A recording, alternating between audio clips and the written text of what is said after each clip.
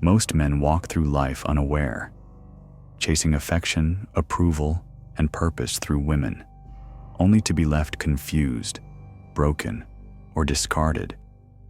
But nearly 2 centuries ago, philosopher Arthur Schopenhauer ripped the curtain away, revealing a truth so raw it still unsettles us today. This isn't a fairy tale. It's a wake-up call. If you've ever felt like something was off in the way men and women relate, like there's a hidden script no one talks about, this will be the most important thing you hear. Stay with me. This truth is rarely spoken, but once seen, it changes everything. Schopenhauer wasn't blinded by fantasy. He saw love not as a sacred bond, but as nature's most deceptive weapon, a carefully crafted illusion that hijacks our minds for one mission: reproduction. That rush, that obsession, that feeling she's your soulmate? It's not magic, it's math. Deep inside your brain, calculations are happening. You're measuring health, fertility, status. She's doing the same, evaluating strength, dominance, security. When Schopenhauer wrote, "Love is a trick of nature," he wasn't being cynical. He was being precise. Think about it.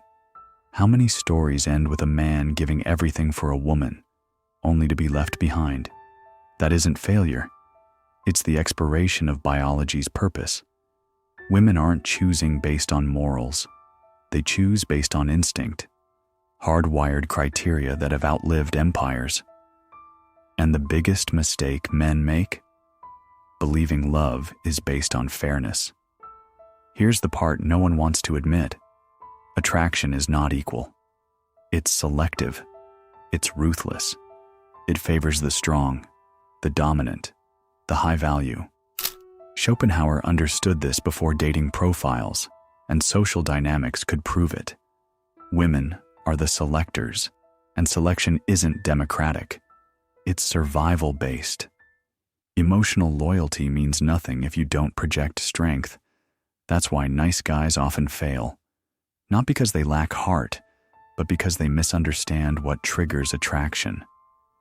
Being accommodating doesn't raise your value. Standing firm does. Ever wonder why interest fades once you lock her down? That's the tragedy Schopenhauer spoke of. Once the chase ends, nature's interest begins to fade. The mission is complete. It's not that women are cruel.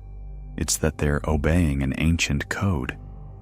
The man who fails to understand this code becomes confused and reactive.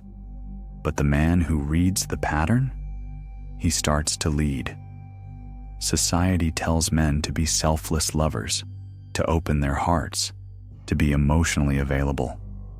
Meanwhile, attraction still rewards dominance, still rewards mystery, still rewards detachment. You work, you provide, you try to be everything she says she wants, but somehow it's never enough. Why? Because words lie, instincts don't. Schopenhauer warned, female affection is rarely unconditional. It's tied to what you bring to the table. The moment that value drops, so does the attraction. It's not personal. It's biological economics. Men are taught that love is about what you give, but in nature, it's about what you represent. Status, strength, certainty. Look around.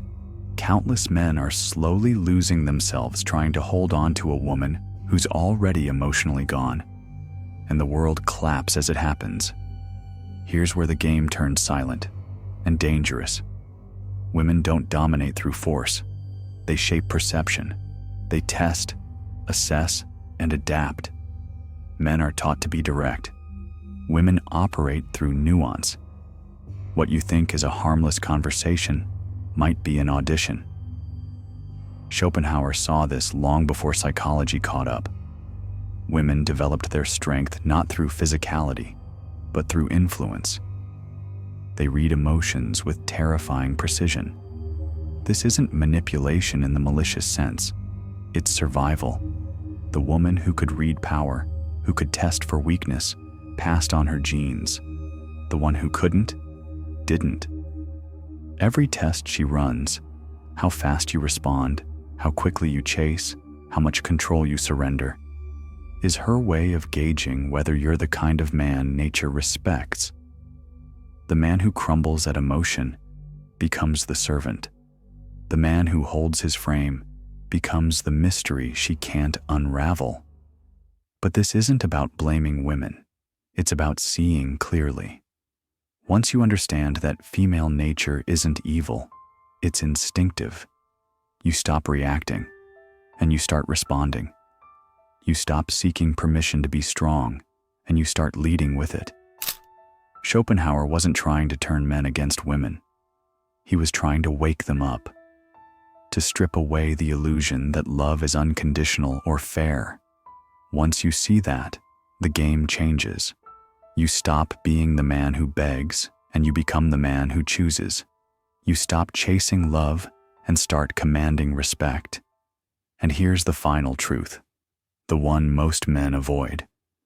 Your life can either orbit around trying to be enough for a woman, or it can revolve around becoming the kind of man who doesn't need to ask. The world doesn't respect need. It respects power. And the first step to power is awareness. Schopenhauer didn't leave behind comforting words. He left behind warnings, not to hate, but to understand, to wake up, to reclaim control over the one thing you can shape, yourself. If this opened your eyes, don't just scroll away. Share this message with someone who needs to hear it. And remember, the world only deceives those who never question it. Your move